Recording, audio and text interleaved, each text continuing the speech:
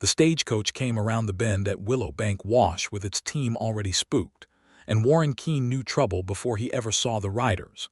He had been following hoofprints since dawn, 6 shod horses moving fast and careless through the scrub east of Cedar Creek, and now he understood exactly where that trail was leading. Gunfire cracked across the wash, flat and ugly in the summer heat, and the coach lurched hard to the left as the near wheel horse screamed and went down tangled in its own traces. Warren put his heels into the gray gelding he had spent 3 weeks gentling for the army and did not look back to see if it was a wise decision. The coach rolled. It went over slow at first, tipping onto its side with a groan of wood and iron, then crashing down in a boil of dust and screaming horses, trunks and mail sacks bursting from the boot and scattering across the rocks.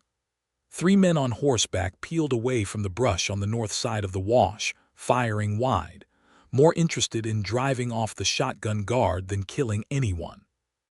Warren recognized the pattern immediately, the same loose, practiced violence he had seen from rustlers before, men who wanted horses and cattle and had no particular wish to hang for murder if they could help it. That did not mean a stray bullet could not kill just as easily as an intended one. He drew his rifle from the scabbard as he rode, levered it once, and put a shot close enough over the lead rider's head to make the man flinch and swing wide instead of closing on the wreck. The 3 riders shouted to each other, decided the coach was not worth a real fight, and cut hard south toward the rocks, driving 4 loose horses ahead of them. Animals Warren guessed had been cut free from a picket line somewhere up the road. Then he was down off the gray and running for the coach, because a woman's voice was coming from inside it, sharp and clear and furious rather than frightened, shouting for someone to help her get the door open. "Hold still in there," Warren called, dropping to one knee beside the overturned coach. The door above him, now facing the sky, was jammed in its frame from the fall. "I have got you, just give me a moment." "There is a man in here bleeding," the voice answered. "Hurry yourself if you please." He got his shoulder under the door and heaved, and it gave with a shriek of hinges. He looked down into the coach's interior, where sunlight slanted through the dust, and found a woman in a gray traveling dress braced against the far window frame, one arm wrapped around an older man whose scalp was laid open along the hairline. She had already torn a strip from her petticoat and pressed it to the wound. Her hat was gone, her dark hair had come half loose from its pins, and her eyes, when they found Warren's, were the clear hazel of creek water over stone, and they were not asking for rescue so much as demanding assistance as an equal. "Give me your hand and take his weight when I lift him," she said, as though Warren worked for her already. "He cannot climb on his own." Warren did not argue. He reached down, got a grip under the injured man's arms, and between the 2 of them they eased him up and out through the door, Warren taking most of the weight onto his own back and setting the man down gently in the shade of the coach's upturned wheel. The woman climbed out after, refusing the hand Warren offered a second time, planting her boots on the coach frame and swinging herself down with the ease of someone far more used to horses than to parlors. "There is a boy inside as well," she said. "The station agent's son, riding along to Globe. He is pinned by the seat." Together they went back to the wreck. The driver, thrown clear but conscious, was struggling to calm the surviving team, and Warren left the woman only long enough to help cut the injured wheel horse loose from its tangled harness before it did itself further harm. Then he climbed half inside the coach, braced his boots against the door frame, and with the woman guiding the boy's shoulders from outside, worked the bench seat up and off the trapped leg beneath it. The boy, perhaps 12 years old, came free with a cry of pain but no worse than a bruised leg, and the woman gathered him against her skirts and spoke to him low and steady until his breathing slowed. "You are hurt yourself," Warren said, nodding to a shallow cut along her forearm where the window glass had opened her sleeve. "It is nothing," she said, which was not quite true, but he let it stand for the moment because there were more urgent matters. He walked the length of the wash, reading what the ground told him. 6 riders, 4 stolen horses added to their string, likely cut loose from a relay corral somewhere up the line. Tracks turning southwest, toward the low hills that eventually rolled down into a stretch of grazing land he had not yet had reason to visit. "You know something about those men," the woman said. She had come up beside him without his noticing, quick and quiet on her feet despite the dust and blood on her hands.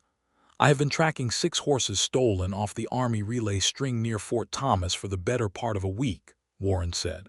"I expect these are the same men, and I expect they mean to run that stock, and whatever they just took off your coach, somewhere they can hide it before anyone official comes looking. Then you had best come to my ranch," she said. "Because unless I am mistaken, that trail is bending toward Cedar Creek, and Cedar Creek is my water and my land, and I would very much like to know why rustlers think they can use it as a road. You own the Cedar Creek Range. I own the Cedar Creek Station and the ranch behind it, 6,000 acres of grass and one spring worth more than gold in this country, and my name is Marcella Wells." She said it the way some men said their rank, not boastfully, simply as a fact that ought to settle a great many questions before they were asked. "And you are?" "Warren Keene," he said, and touched his hat brim, which felt like a foolish, small gesture in the wreckage and the heat, but she nodded as if it satisfied something in her all the same. The driver had gotten the remaining team steadied enough to walk them, and between the 4 of them, they managed to right the coach's smaller trunks, tend the wounds as best they could with what remained in the boot's medical kit, and send the boy and the injured passenger ahead in the one usable seat, while the driver walked the horses slow toward the nearest relay point. Warren offered his own canteen around, watched Marcella Wells bind her own arm with a competence that told him she had done such things before, likely more than once, and understood by the time the sun had moved a hand's width across the sky that he was not dealing with a woman who required looking after so much as one who had simply not yet had the luxury of anyone to share the looking after with. "Your ranch is along the road those men were running," Warren said. "I would like to see where that trail goes if you will permit it." "I would insist on it," Marcella said. "Come on then, Mr. Keene. It is not far." They rode the last 2 miles together as the afternoon light went gold and long across the grass, and Warren watched the country change from washed rock and creosote into rolling range dotted with good grama grass, better graze than he had seen anywhere else along that stretch of the territory, all of it fed, he suspected, by the spring Marcella had named with such plain pride.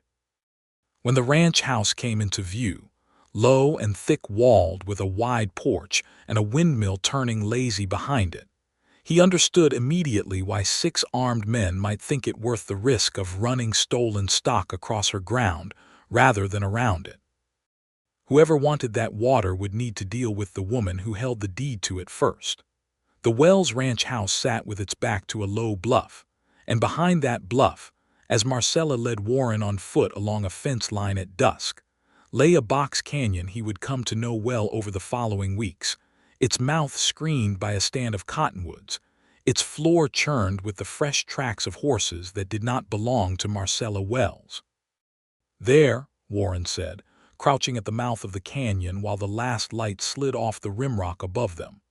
6 riders came through here inside the last 2 days, maybe 3, and this is not their first time using this ground."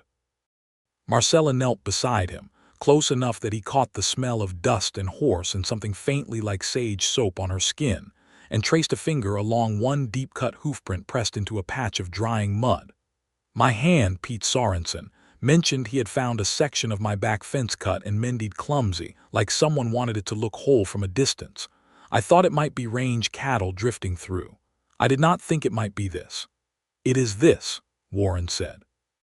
"They have been holding stolen stock here, probably no more than a night or 2 at a time, before moving it on toward a buyer. My guess is a mining camp needing beef or fresh stock and not overly curious about brands, so long as the price is low enough." "Globe," Marcella said, "or Clifton, Both close enough, both hungry enough for meat and mounts that a man could sell a wagon load of stolen horses and no one would blink twice, provided he had a story ready. Warren looked at her, faintly surprised, though he was coming to expect it now. "You know this country well." "I have run this ranch alone for 2 years, Mr. Keene, since my father died of a fever that took half the men on this range with him.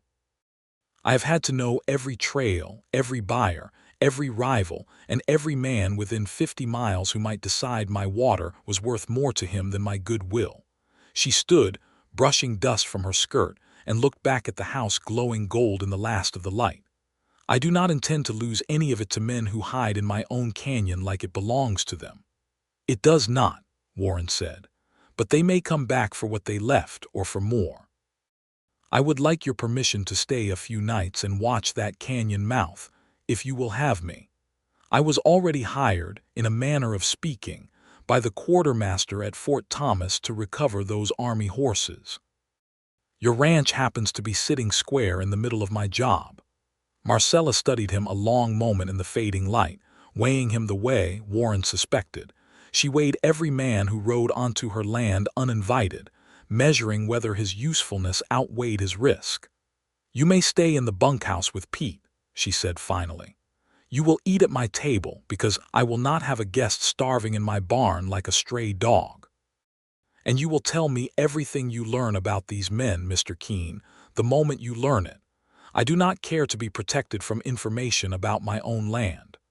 "Agreed," Warren said, and found, somewhat to his own surprise, that he meant it entirely. That very night, the Rustlers proved her canyon still had a use for them. Warren had taken up a position on the bluff above the canyon mouth, an hour past midnight, wrapped in a blanket against the chill that always followed an Arizona day's heat, when he heard the soft clatter of shod hooves on rock, careful and slow, the sound of men trying not to be heard and failing at it. He counted 3 riders this time, not 6, moving a small string of loose horses toward the canyon's mouth, likely meaning to leave them there another night before pushing on to whatever buyer awaited in Globe. He came down off the bluff on foot, rifle in hand, moving through the cottonwoods with the same patience he used gentling a green horse, slow enough that fear had no reason to spike in anyone watching. He got within 30 yards before a horse threw its head and whinnied, and the night went from quiet to chaos in the space of a breath. "Somebody's here," a voice hissed, and then a gun fired blind into the dark, the bullet cutting leaves somewhere well above Warren's head. "Drop it and ride out," Warren called, flat and calm. The voice he used on spooked animals turned now on frightened men. "Or the next shot from me will not go over anybody's head."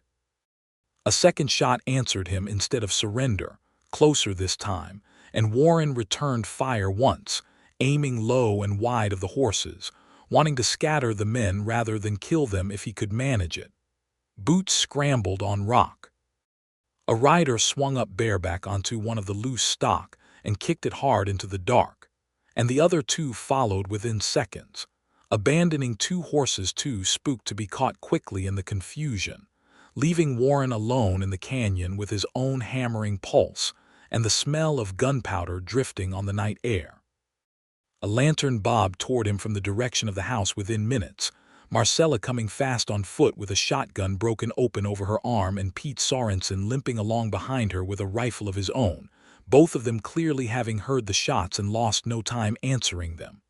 "You are not hurt," Marcella said, not quite a question, more a fierce insistence that it be true. "Not hurt," Warren confirmed. "They ran off 2 of their horses. I expect those are army stock, given the brand." He walked to where the abandoned animals stood trembling at the canyon's edge and ran a slow, steady hand down one long neck, murmuring low until the horse's ears came forward instead of pinned flat. "Easy now. Nobody is going to hurt you." Marcella watched him work the horse calm with something like curiosity replacing the alarm in her face. "You are good with them." "It is the one thing in this world I have always been good at," Warren said. "Horses do not lie about being afraid. It makes them easier to trust than most people I have known." "That is a sad thing to say about people," Marcella said. "It is a true thing," Warren answered, and left it there, because the deeper truth beneath it, the one involving a name he had not spoken aloud in 11 years, was not one he intended to share with a woman he had known less than a full day, however much he found himself wanting to. The days that followed settled into a rhythm Warren had not expected to want as badly as he found himself wanting it. He rose before dawn to work with the 2 recovered army horses, gentling the fear the rustlers' rough handling had put into them. And Marcella, more often than not, came out to the corral to watch, leaning on the rail with her sleeves rolled and her hair braided plain down her back, asking questions that showed she already understood more about horses than most men who called themselves trainers. "You do not force them," she observed one morning, watching him stand motionless in the round pen while the more skittish of the 2 geldings circled him at a nervous trot, ears flicking between fear and curiosity. Most men would have a rope on that horse and be fighting it into submission by now. "Fighting a scared animal only teaches it that people are something to fear harder," Warren said, not moving, letting the horse's own curiosity do the work he could not force. "You wait. You let it come to the idea on its own time. Sooner or later it decides you are not the danger, and once it decides that, it will trust you with things it would never let a stranger near." "That is not so different from people, after all," Marcella said, and there was something in her voice, dry and knowing, that made him glance over despite the horse. "No," he admitted, "I suppose it is not." The gelding took 2 more slow circuits, then broke stride, walked straight to Warren, and pressed its nose against his shoulder with a long exhale that seemed to empty out days of fear in a single breath. Marcella laughed, delighted and surprised at once, a sound Warren found he wanted to hear again as often as he could manage to earn it. Pete Sorensen, a wiry, sun-cured man well past 50 who had ridden for Marcella's father before her, took to Warren readily enough once he saw the work put into the horses and the fence line both, and it was Pete, 3 evenings later over coffee on the porch, who mentioned the Duncan outfit. "Bart Duncan's been sniffing around this water for 2 years now," Pete said, working a whittling knife idle over a stick more for something to do with his hands than any purpose. "Ever since old Elias passed, man's made no secret he thinks a woman alone cannot hold 6,000 acres of the best grass in the county, and he has offered to buy her out twice, cheap both times, and been told no twice." "You think Duncan is behind the rustling," Warren said. "I think Bart Duncan would not mind one bit if Rustlers ran off enough of Marcella's stock and reputation that she got tired of fighting and sold to him for pennies," Pete said. "Whether he is paying those men himself, I could not swear to it, but it would suit him mighty well." Marcella, sitting with her boots up on the porch rail and a mending basket in her lap that she was, Warren noticed, mostly ignoring in favor of the conversation, shook her head slowly. "Bart Duncan is greedy and he is small-minded, but I have known him 15 years, and I do not think he has the stomach for organizing armed rustling. He wants my water. I do not think he wants a hanging." "Then somebody else does," Warren said, and did not add what else troubled him, which was the brand he had glimpsed on one of the fleeing rustlers' horses 2 nights past in the lantern light, a horseshoe worked through with a small cross, burned into the shoulder in a style he had not seen used in Arizona at all. He had seen it before, 11 years ago in Texas, on a string of horses belonging to a man named Silas Vane. Warren did not sleep well that night, and it was not the coyotes or the heat that kept him turning on his bunk in the small room off the barn, but the slow, cold certainty rising in him that the trail he had been hired to follow might lead him somewhere he had spent a decade trying to leave behind for good. He had been 19 years old when he rode with Silas Vane's outfit through the Texas Panhandle, young and broke, and easily flattered by a man twice his age who called him a natural rider, and paid him in silver for work Warren had told himself, at the time, was no worse than what half the ranches in the territory did quietly themselves, moving cattle across boundary lines that were more suggestion than law. It had taken him the better part of a year to understand that Vane's outfit was not driving unbranded strays but running stolen stock outright. And it had taken one terrible night outside Amarillo, when a rancher defending his own herd took a bullet meant for someone else and died in the dirt, while Vane laughed about it after, for Warren to understand exactly what kind of man he had thrown in with. He had left that same week, ridden west with nothing but his saddle and the horse under him, and had not spoken Silas Vane's name aloud since. He had built himself into someone else entirely in the years since, a man known from Tucson to Prescott for a gentle hand with frightened animals, hired by ranchers and army quartermasters alike, trusted precisely because no one who met him now could imagine the boy who had once ridden at Vane's shoulder. If that brand meant what he feared it meant, then Silas Vane was somewhere in this territory, and Warren's past was riding a good deal closer to Cedar Creek than he had any wish for it to be. He decided, lying in the dark listening to the barn owl's call across the ranch yard, that he would say nothing of it yet, not until he had proof enough to be certain rather than simply afraid, and told himself that this was wisdom rather than the same old habit of deciding, all on his own, what a woman ought and ought not be told for her own good. It would be some weeks before he understood how much that decision would cost him. 2 days later, Warren rode into Globe with a list of questions and very little appetite for the answers he expected to find. The mining camp sprawled loud and dusty along its narrow canyon, smelter smoke hanging low over rows of false-fronted saloons and assay offices, freight wagons and ore wagons crowding the single main street, until a man on horseback had to pick his way as carefully as through any cattle drive. He found what he was looking for at the third livery stable he tried, a low-slung barn near the edge of camp where the hostler, a heavy-set man with a Missouri drawl and no particular loyalty to secrecy so long as a silver dollar changed hands first, remembered a string of horses sold cheap, not 10 days past.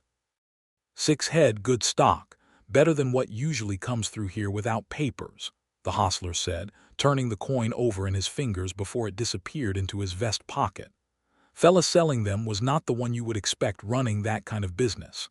Well-dressed, talked like an educated man, called himself a cattle buyer working for investors interested in range land hereabouts, said the horses were surplus stock from a ranch sale. Did he give a name? Vane, the hostler said, and Warren felt the word land in his chest like a dropped stone even though he had half expected it. Silas Vane. Said if I heard of good grazing land coming up for sale anywhere along the stage road, water rights especially, I was to send word to him at the Cochise House Hotel here in camp, and there would be money in it for me.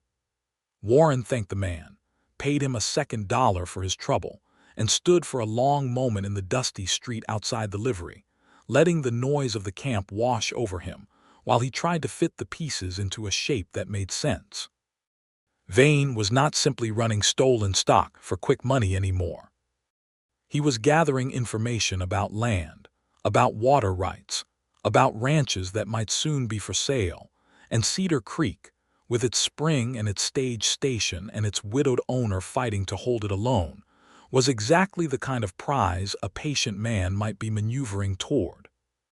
He rode next to Fort Thomas, a half-day's travel south along the dusty stage road, with its endless traffic of freight wagons and cattle being driven toward the mining camp's hungry markets, and there confirmed with the post's quartermaster, a tired lieutenant named Hastings, that the 6 horses stolen from the Army relay string matched exactly the description of those sold cheap in Globe. We have had 2 other outfits along this stretch report missing stock this summer, Hastings told him, spreading out a rough map of the district on his desk. The Duncan Ranch lost 11 head of cattle in May. A freighting company out of Solomonville lost a wagon team entire in early June, all of it moving the same general direction, toward buyers in the mining camps who are not overly particular about brands so long as beef and horses stay cheap and plentiful. Any word on who is buying up land along this route? Warren asked, though he suspected he already knew. Hastings frowned, thinking. There has been talk of investors back east money, wanting to control water along the stage line so they can charge freight companies and the Army both for the privilege of using it. Nothing official filed yet that I have heard, but talk travels fast in a territory this small. He looked up at Warren with the shrewd attention of a man who had learned to read faces in a hard posting. You are not simply chasing horse thieves anymore, are you, Mr. Keene? No, Warren admitted. I do not believe I am.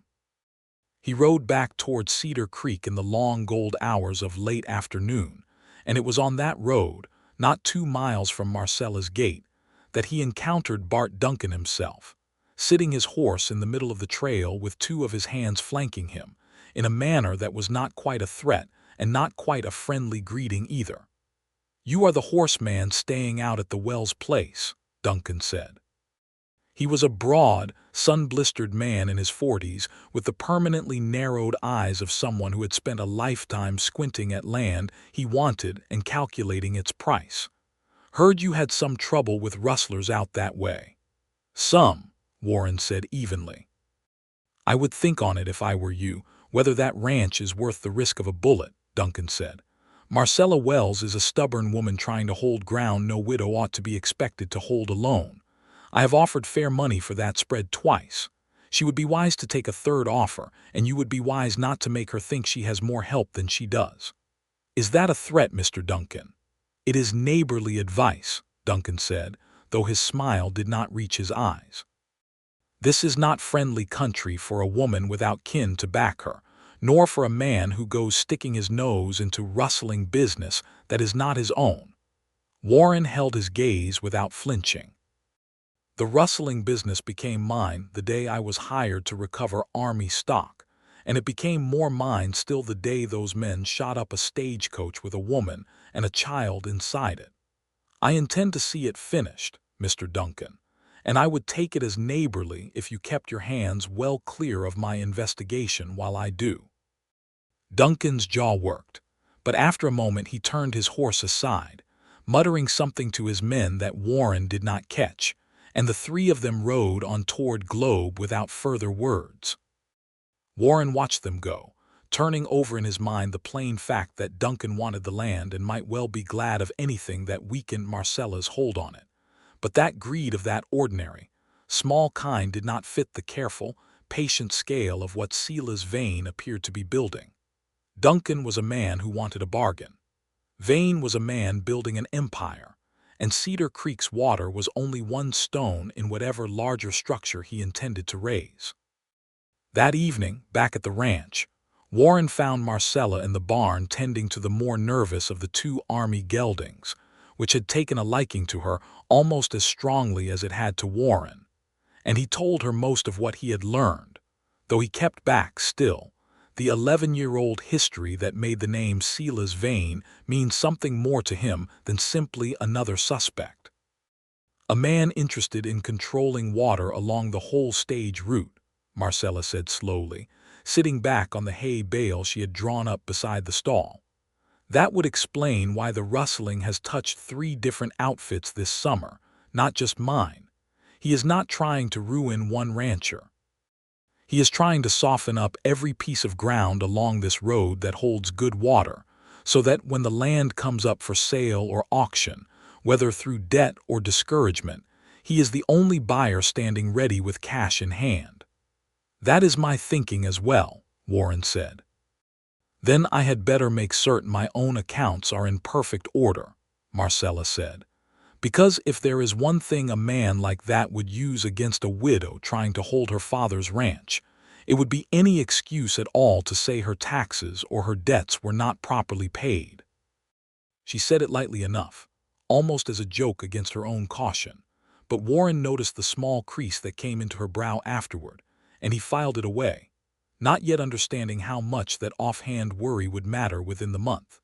It was 2 nights later, sitting together on the porch steps after Pete had turned in and the ranch yard had gone quiet under a wide scatter of stars, that Marcella turned the conversation somewhere Warren had not expected and was not entirely prepared for.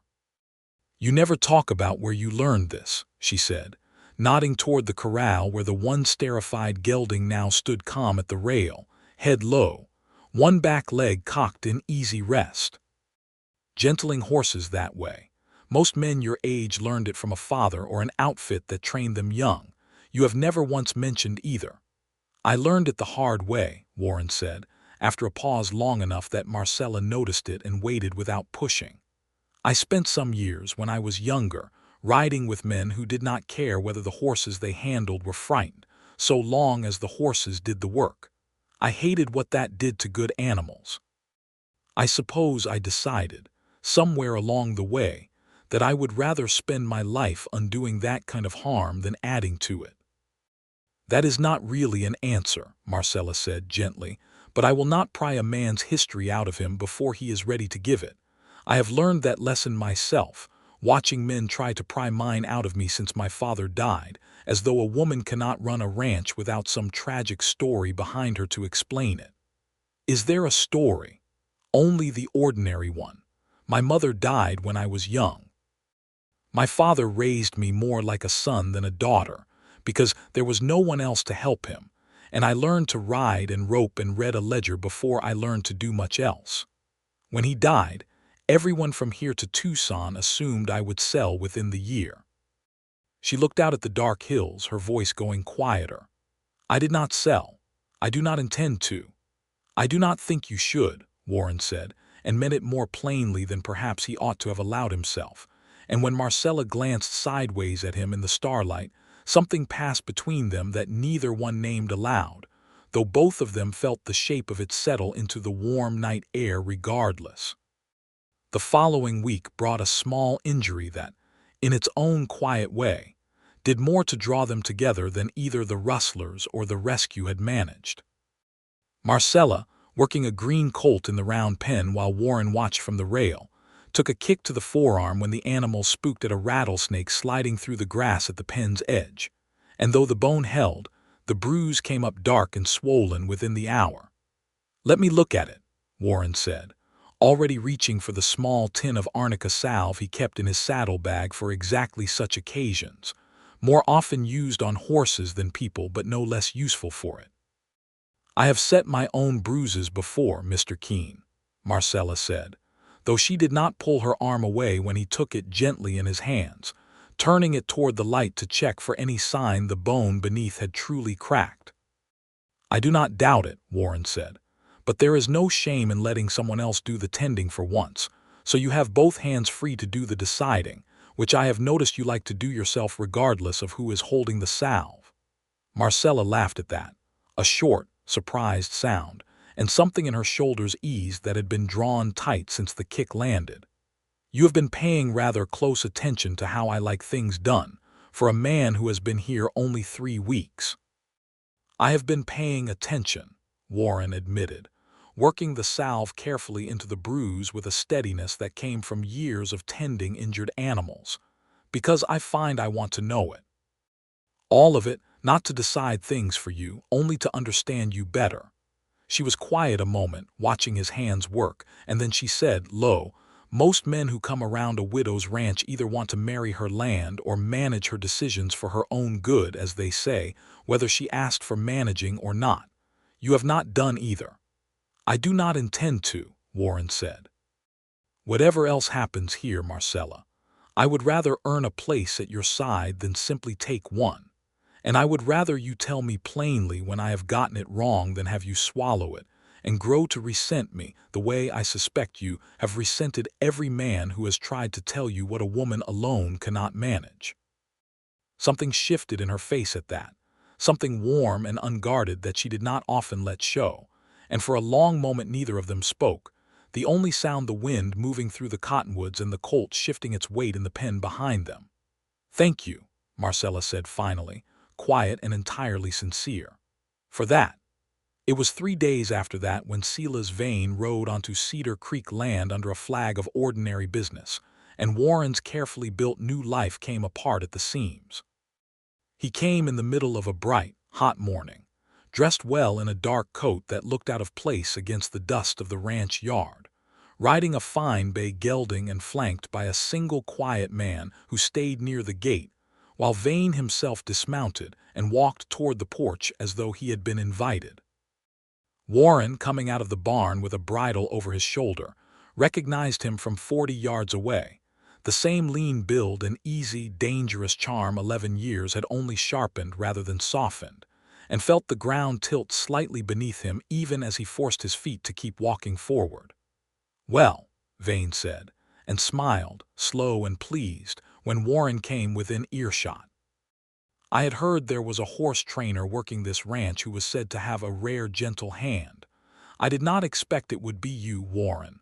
It has been, 11 years now?" "Sela's," Warren said, and the single word cost him more than he had expected it to. Marcella had come out onto the porch at the sound of voices, wiping flour from her hands onto her apron, and Warren saw her attention move quickly between the two of them, reading, with the same sharp instinct that had made her survive alone on this ranch for 2 years, that something old and unresolved stood between these men that had nothing at all to do with buying land. "You gentlemen are acquainted," she said, carefully neutral, though her eyes stayed on Warren a beat too long. "We rode together once, a long time ago back in Texas," Vane said easily, before Warren could decide how much of the truth to give. Warren here was one of the best young hands I ever had, though he developed a conscience somewhere along the way and rode off without so much as a farewell. He turned his smile fully on Marcella now, charming and false as a painted saloon backdrop. "Mrs. Wells, I believe. I have come with a business proposition regarding your water rights on behalf of investors who would pay very fair money." "I am not selling," Marcella said, flat and immediate. "Not today, perhaps," Vane said, unbothered. "But circumstances have a way of changing, especially for ranches that seem to attract rather a lot of rustling trouble this summer." His eyes flicked, deliberate, toward Warren. "I will leave my card at the station. Should your circumstances change, or should your friend here decide he owes an old partner one final courtesy before he settles down to his new, respectable life, you will know where to find me." He touched his hat to Marcella with mocking politeness, mounted his bay, and rode off unhurried through the gate with his man falling in beside him, leaving behind a silence in the ranch yard that felt heavier than any gunfire had. "What was that?" Marcella said, once the dust of Vane's departure had settled. "About a final courtesy." "I need to tell you something," Warren said, and the words came harder than any he had spoken in years, "and I would rather you hear all of it from me now than piece it together later and wonder what else I kept from you." He told her, standing there in the ranch yard with the sun climbing toward noon, about the Texas Panhandle, about the boy of 1902 flattered by an older man's praise to see clearly what he was riding into, about the rancher who died outside Amarillo, and the laughter afterward that had finally opened Warren's eyes to what he had become part of. He told her about riding away that same week and never looking back, about building a new name for himself out of patience with frightened animals, because it was the one honest gift he had, about carrying the shame of those months quietly for 11 years, because he had never found a way to speak of them that did not feel like confessing to a crime he had not entirely committed, but had not entirely avoided either. Marcella listened without interrupting, her arms folded, her face unreadable in a way that frightened him more than open anger would have, and when he finished, she was quiet a long moment before she spoke. "You should have told me this the day you first suspected that brand belonged to him," she said finally. "Not because I would have thought less of the boy you were, but because it was my land those men were using, my ranch this man is circling, and you decided, all on your own, that I was better off not knowing the full shape of the danger sitting in my own yard. I was trying to protect you from. I do not need protecting from the truth, Warren Keene," Marcella said, and it was the first time she had used his full name, and it landed harder than a slap would have. "I need a partner who trusts me to stand beside him with the whole truth in hand, not one who decides, out of kindness or fear, or whatever you wish to call it, which parts of the danger I am strong enough to bear." That is exactly the same thing every man in this territory has tried to do to me since my father died, only dressed up gentler because it comes from someone I have come to care for. The word landed between them, care, spoken almost in anger and yet unmistakably true, and Warren felt the weight of everything he stood to lose settle onto his chest all at once. "I am sorry," he said, and it was the plainest, truest thing he had said since arriving at Cedar Creek. "You are right.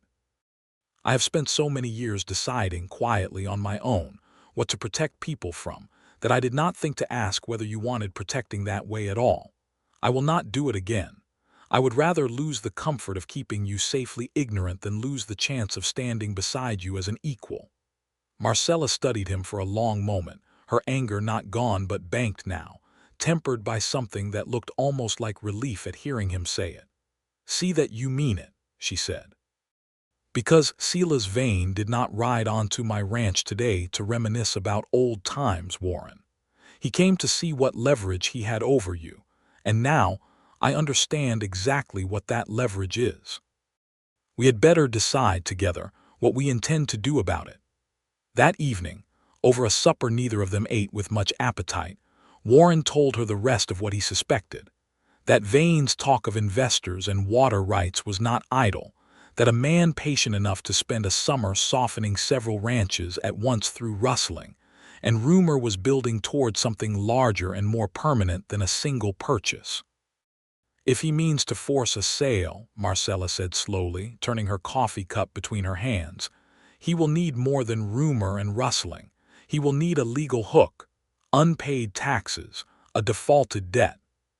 Something a county court would recognize, so that when the land comes up for auction it looks like ordinary business rather than robbery."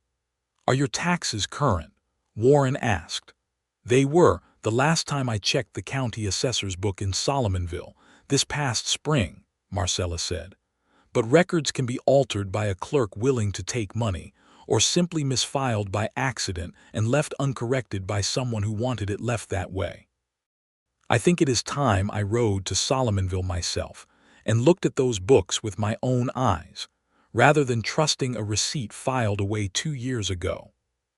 "Then I will ride with you," Warren said, and this time it was not a decision made for her but a plain offer, laid open for her to accept or refuse as she chose.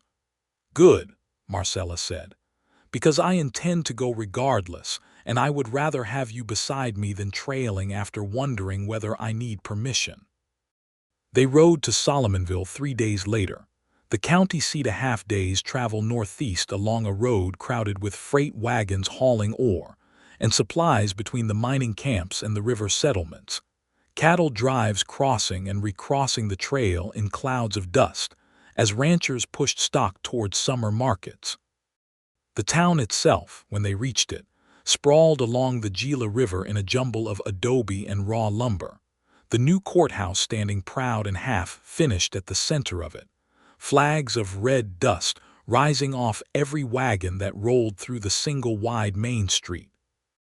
The county assessor, a nervous, balding man named Mr. Prine, who kept glancing toward the door as though expecting someone else to arrive at any moment, informed them, with visible discomfort, that Wells Ranch did indeed show a substantial unpaid tax debt dating back nearly 2 years, along with accrued penalties that had, in the space of a single ledger entry, grown into a sum large enough to threaten the entire property. "That is impossible," Marcella said, her voice controlled but her knuckles white where she gripped the counter's edge. "I paid that debt in full myself in this very office the spring after my father died. I have the receipt at home in his old strongbox." "I am only reading what the book shows, ma'am," Prine said, not quite meeting her eyes.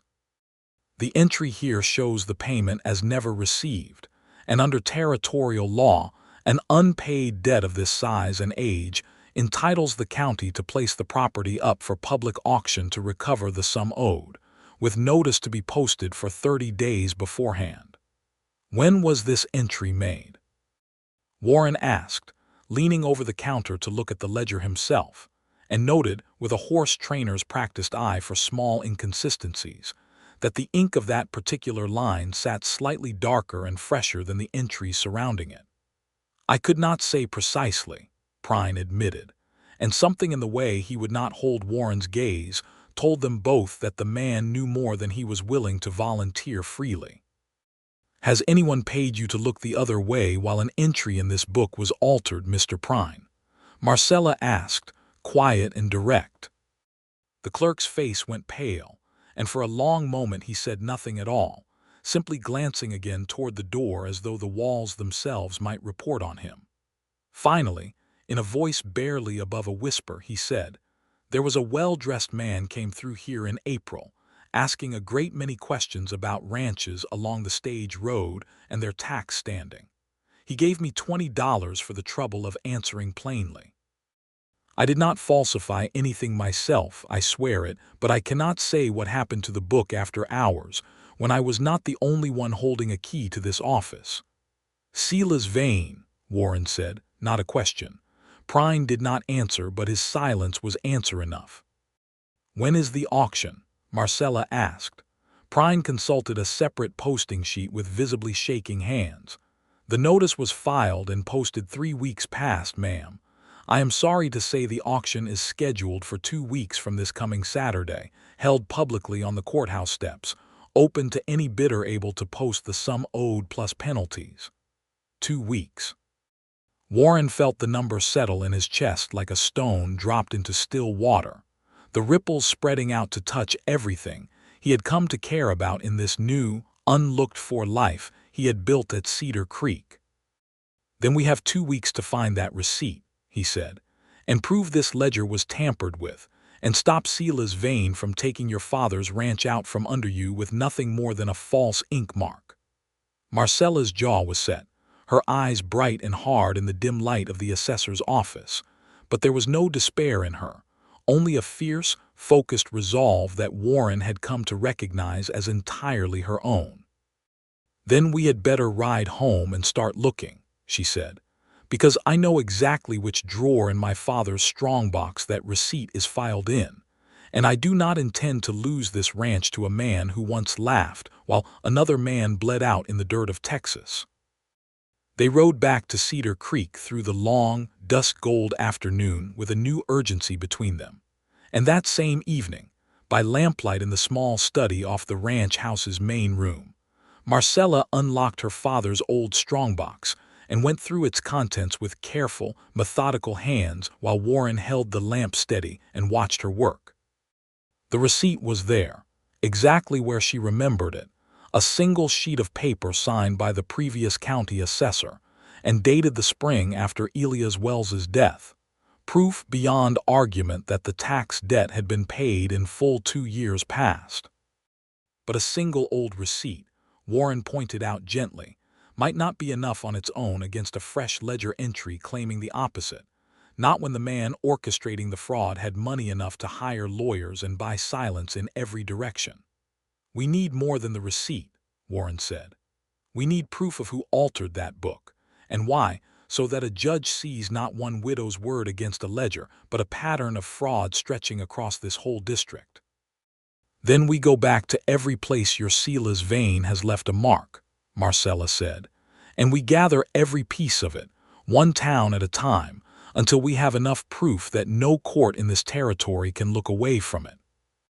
Over the following days, they did exactly that, riding a widening circle through the small frontier communities strung along the stage route like beads on a string. In Globe, the same hostler who had sold Warren information before now provided a written statement, given willingly once Marcella offered him a fair sum, and the promise that testifying honestly would not cost him anything but a morning's time, confirming that a man calling himself Sela's Vein had asked repeatedly about ranches with disputed tax standing, and had paid cash for information about county land sales. At Fort Thomas, Lieutenant Hastings, moved by the theft of Army property and the wider pattern it now clearly represented, agreed to add his own written account of the stolen remount horses and their connection to the same brand and the same buyer's description, lending the weight of military record to what had until now been mostly rumor and suspicion. At a small stage relay station 2 days' ride northeast, the station keeper, an elderly widower named Mr. Albee, who had run that lonely outpost for 20 years, remembered clearly a well-dressed stranger stopping there in early spring to ask detailed questions about which ranches along the route held water rights, which owners were struggling, and which county offices handled land disputes for that district. He too agreed to sign a statement, glad, he said plainly, of the chance to see some justice done for once in a territory where men with money too often bought their way around the law. And in Solomonville itself, on their second visit, a cautious inquiry among the courthouse's night janitor, a young man grateful for the coin Marcella offered and eager to unburden himself of a guilty conscience, revealed that he had, on one occasion in April, let a well-dressed stranger into the assessor's office after hours in exchange for $5, believing at the time it was nothing more than a harmless favor for a busy businessman needing to review his own filed paperwork. Piece by piece, across a half-dozen dusty frontier settlements, the shape of Sela's vein scheme emerged clear and undeniable. A patient, methodical campaign of rustling, rumor, and quiet fraud, aimed at softening every water-rich ranch along the stage route until their owners, worn down by loss and legal trouble, sold cheap to a syndicate of investors Vane represented, investors who intended to control every drop of water and every relay station between the mining camps and the forts, and charge whatever toll they pleased for the privilege of crossing what had once been open, honestly held range. It was during this same stretch of days, hard riding and purposeful, that Warren and Marcella's partnership deepened into something neither of them named aloud, but both of them felt settling, unmistakable, into the quiet hours between one town and the next. There was the night, camped along the trail between Fort Thomas and Cedar Creek because the distance had proven too far to cover before dark, when Marcella woke from a restless sleep with a low cry, caught in some dream of the overturned coach, and Warren, without a word, simply moved his blanket closer and sat beside her until her breathing eased, saying nothing at all, only present, only there, until she drifted back to sleep with her head resting, unplanned and unremarked upon, against his shoulder. There was the morning she caught him wincing as he saddled his horse, favoring a shoulder wrenched 2 days earlier hauling a stuck wagon wheel out of a wash, and though he tried to wave it off as nothing, Marcella took the same firm insistence he had once used on her bruised arm and turned it back on him, working liniment into the muscle with careful hands while he sat very still and let himself, for once, be the one cared for rather than the one caring. "You are terrible at admitting when you need looking after," she told him, only half teasing. "I have had a great deal of practice not needing it," Warren said. "It is a harder habit to break than I expected."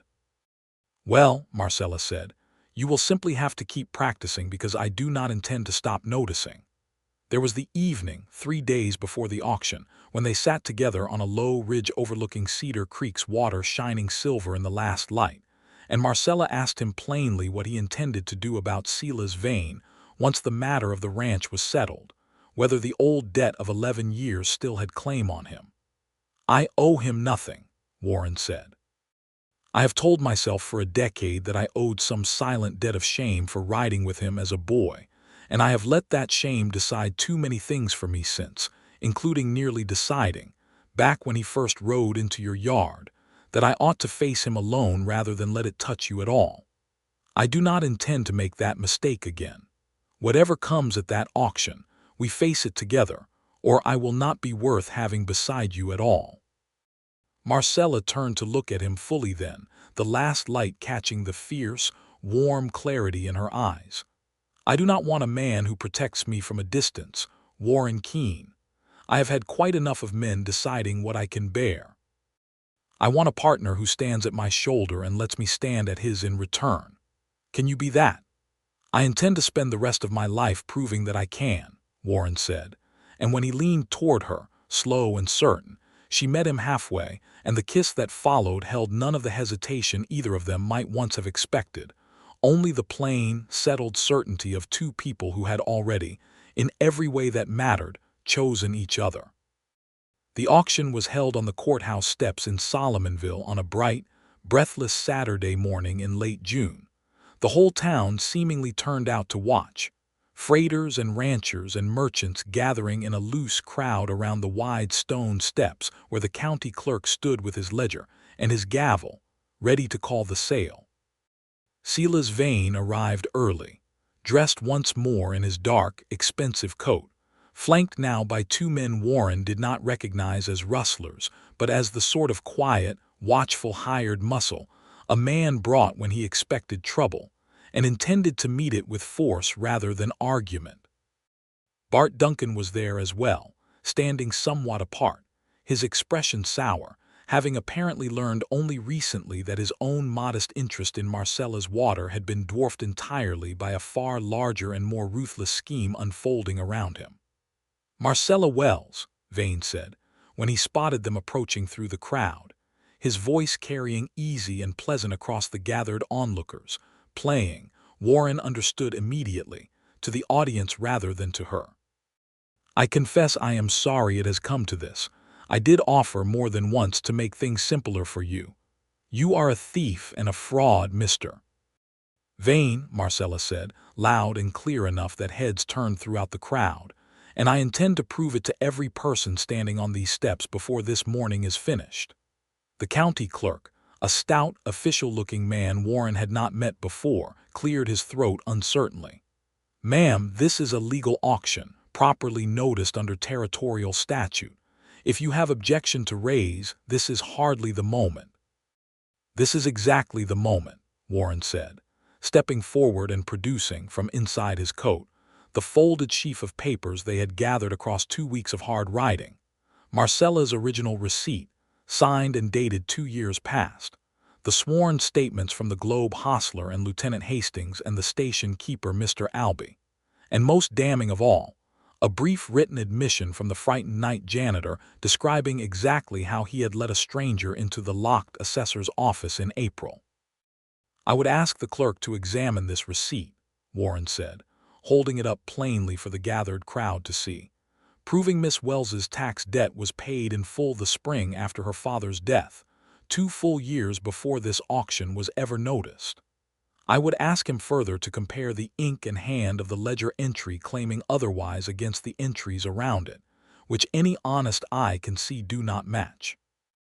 And I would ask him to hear these sworn statements describing a pattern, across half a dozen towns along this stage road, of a man calling himself Silas Vane paying to falsify county records and gather information used to force honest ranchers off land he wished to buy cheap. A murmur ran through the crowd, and Prine, the nervous county assessor, pushed forward from where he had been standing near the back, his face pale but his voice, when it came, steadier than Warren had heard it in either of their previous meetings. "It is true," he said. "I was paid to look the other way while that entry was altered. I have been afraid to say so before now, but I will not stand here and watch a fraud completed in broad daylight on the courthouse steps." He produced, from inside his own coat, a second copy of the original ledger page, one he had quietly kept and hidden after growing suspicious weeks earlier, its ink clearly older and consistent throughout, containing no trace of the disputed unpaid entry at all. Silas Vane's easy composure finally cracked. "This is absurd," he said, his voice sharpening. "A conspiracy of frightened little men trying to save their own skins with lies. I have done nothing but pursue a legitimate business opportunity." "You have done a great deal more than that," Warren said, stepping closer, close enough now that only Vane could hear the next words clearly, though the crowd strained to catch them regardless. "I know what you are, Silas. I have known it since Amarillo, and I let my shame over ever riding with you keep me quiet for 11 years. I am not quiet anymore." Something ugly moved across Vane's face then, calculation giving way, for just a moment, to something closer to fury, and his hand moved toward his coat with a speed that told Warren exactly what he intended. Warren was faster, catching Vane's wrist before the pistol cleared its holster, and the two men grappled for one hard, chaotic moment on the courthouse steps, while the crowd scattered back with cries of alarm. It was Marcella who ended it, stepping forward with the shotgun she had carried, broken open and unloaded for the auction as county propriety demanded, but now snapped shut and leveled with a speed and steadiness that stopped every man on those steps cold, including Vane's own 2 hired guns, who found themselves staring down the barrel of a weapon held by a woman who had clearly handled one before and would not hesitate to use it now. "Let him go, Warren," Marcella said, her voice carrying calm and absolute across the sudden silence. "And you, Mr. Vane, will stand very still, because I have already lost enough to men who thought a woman would not fight for what is hers, and I do not intend to lose anything else today."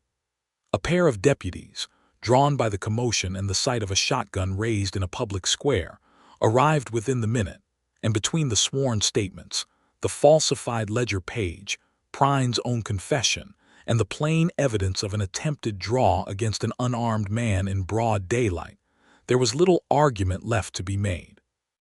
Silas Vane was taken into custody on charges of fraud, rustling, and attempted assault, his 2 hired men disarmed and questioned separately, both quickly volunteering everything they knew about the rustling operation in exchange for leniency, information that would, within the following weeks, lead to the recovery of most of the stolen stock still held at a corral outside Clifton, and the arrest of the remaining rustlers who had fled Cedar Creek weeks before. The county clerk, flustered but relieved to have the matter resolved by evidence rather than force, formally struck the auction from the docket, restored the Wells Ranch tax record to its true, paid-in-full status, and offered Marcella a written apology on behalf of the county for the trouble the fraudulent entry had caused her. Bart Duncan, standing at the edge of the dispersing crowd, approached Marcella once the deputies had led Vane away, his sour expression somewhat chastened. "I will admit," he said, "I had hoped to buy your water cheap if the auction went through. I did not know the extent of what that man was building, nor did I have any hand in the rustling itself. I am sorry for the trouble regardless, and I will trouble you no further with offers to buy you out, Mrs. Wells. You have earned the right to keep what you have fought this hard for."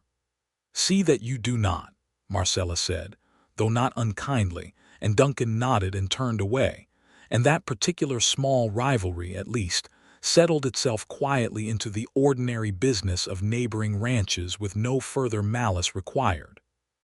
It was Warren, standing beside her on the courthouse steps as the crowd finally dispersed into the ordinary noise of a Solomonville Saturday, who felt the true weight of the morning finally settle, not in fear, but in something closer to peace. "You should have let me stop him myself," he said, meaning the moment Vane's hand had gone for his pistol. "I did let you stop him," Marcella said, "and then I made certain no one else got the chance to hurt either of us while you did it. That is what partners do, Warren. We do not take turns protecting each other. We do it together at the same time and trust the other to do their part." He looked at her, standing there in the bright morning light with a shotgun still cradled easy in her arms, and her chin lifted with the same fierce, unbroken pride she had carried since the moment he first pulled her from an overturned stagecoach, and understood, with a clarity that felt like the last piece of a long puzzle finally settling into place, that he had never in his life wanted anything as much as he wanted to spend the whole of it standing exactly where he stood now, beside her. They rode back to Cedar Creek that same afternoon, the ranch waiting for them gold and quiet under the long summer light, and it was there, 3 evenings later, sitting together on the porch steps with Pete Sorensen's fiddle drifting faint and cheerful from the bunkhouse, where he was celebrating the safe return of the stolen stock now grazing once more on Wells Range, that Warren finally said the thing he had been carrying, unspoken. Since the night Marcella had told him plainly that she wanted a partner rather than a protector. "I have spent 11 years running from what I was in Texas," he said, "and 3 weeks learning what I might become instead here beside you. I do not want to go on tracking rustlers from one lonely stage station to the next, Marcella. I want to stay. Not because your ranch needs guarding, though I expect it always will need some guarding in this country. I want to stay because you are the safest place I have ever known, and I would like very much to be that place for you as well, for as long as you will have me." Marcella did not answer right away, and for a moment Warren feared he had said too much, moved too fast, until he saw that her eyes had gone bright and her hands, when she reached for his, were not entirely steady. "I built a hard shell around this ranch and around myself both," she said, "because I did not think any man would come along willing to stand beside me rather than either above me or in my shadow. I did not expect to find one in a stranger who rode out of a rustler's ambush and refused to leave afterward." She laughed, soft and unsteady. "I love you, Warren Keene. I have known it for longer than I have been willing to say aloud, and I do not intend to spend one more day pretending otherwise." "I love you," Warren said, the words coming easier than he had ever imagined such words could come. "And I would be honored, more than I know how to say plainly, if you would marry me, and let me spend the rest of my life earning the right to stand at your side." "Yes," Marcella said, no hesitation in it at all, and when he kissed her this time, there on the porch with Pete's fiddle still sawing away cheerfully in the distance and the horses shifting quiet in the corral beyond, it held none of the careful uncertainty of their first, only the settled, certain joy of two people who had found in each other exactly what they had not known they were still searching for. They were married 5 weeks later, in early August, in a small ceremony held right there in the ranch yard beneath the cottonwoods, with Pete Sorensen standing as witness and half the small community from Cedar Creek Station, and the surrounding ranches turning out for the celebration afterward. Tables of food spread beneath the trees and fiddle music carrying long into the warm summer night. Lieutenant Hastings rode over from Fort Thomas to offer his congratulations along with a formal letter, on the Army's behalf, thanking Warren for the safe recovery of the stolen remount stock. Even Mr. Albee, the elderly station keeper, made the long ride to attend, saying he had not missed a wedding in 20 years and did not intend to miss this one. Silas Vane, tried before the territorial court in Solomonville that autumn on charges of fraud, rustling, and attempted assault, was convicted and sentenced to a long term at the territorial prison in Yuma. His network of hired hands and stolen stock buyers scattered and exposed by the testimony gathered across every small community, he had once thought too isolated and too frightened to speak against him. Warren gave his own testimony at that trial, plain and unashamed, telling the court exactly what he had once been party to as a boy of 19 in Texas, and exactly how far he had traveled from it since. And the judge, hearing the full weight of his cooperation and the years of honest work that had followed, made no move to charge him for a crime committed as a frightened boy more than a decade past and long since abandoned. Warren rode home from that trial lighter than he had felt in 11 years, the last shadow of his old life finally, fully laid to rest.